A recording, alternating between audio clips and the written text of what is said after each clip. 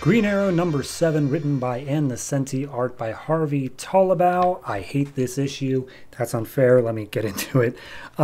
So this is the start of a new run by Ann Nesenti, and I'm just going to get out of the way. I don't like the art style.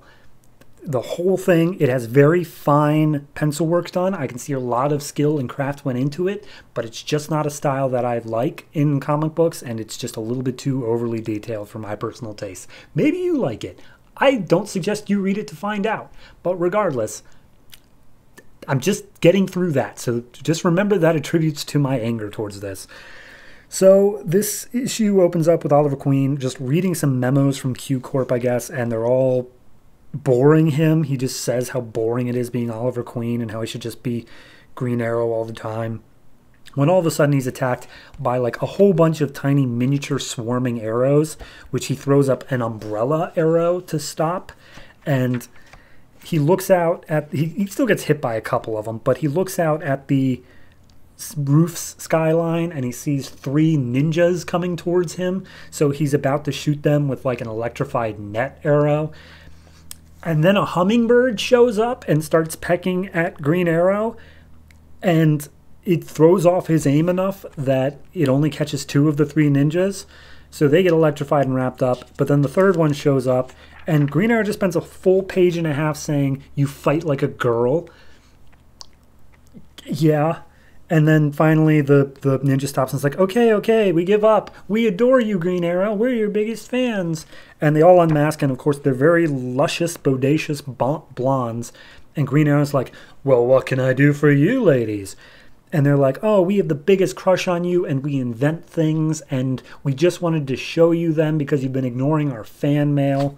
And they're all named Skylark, like all 3 of them. And apparently when they were in the womb, their dad ran some weird like tests and like tinkered on them a bit. So now they like maybe share a hive mind. It's hard to say, but regardless, they just want to show off their cool new little weapons that Green Arrow can use.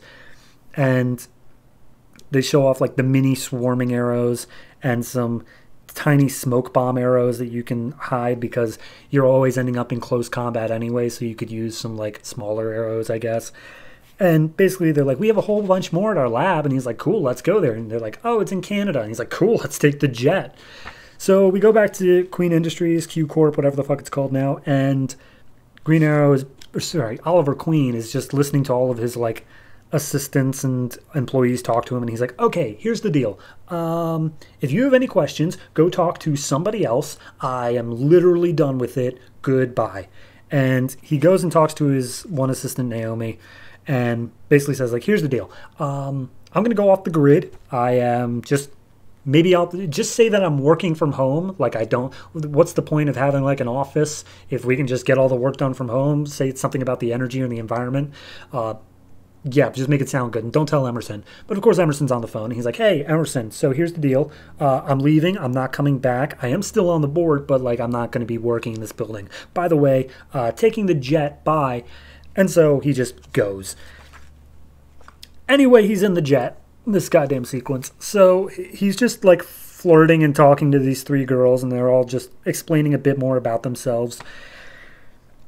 And then at some point they make their way into the bedroom, and yeah, they call it a menage a quatre.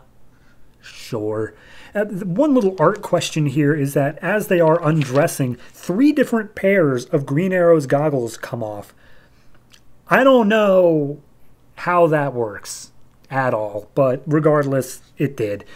So they land the jet inside of their private hangar, and as they're going inside to look at the lab, the triplets reveal that they have hacked into the jet and they're having it take off without him, and it will crash over top the Pacific Ocean, and everyone will think Oliver Queen, or everyone will think Green Arrow is dead.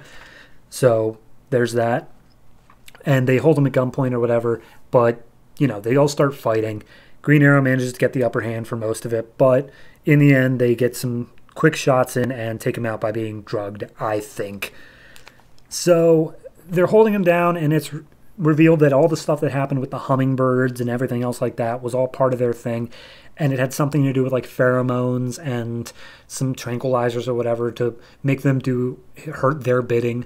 And Green Arrow's literally like, you guys understand that you are gorgeous blondes and I'm kind of a pig. So I would literally have done that without the pheromones, right? And they're like, well, shut up.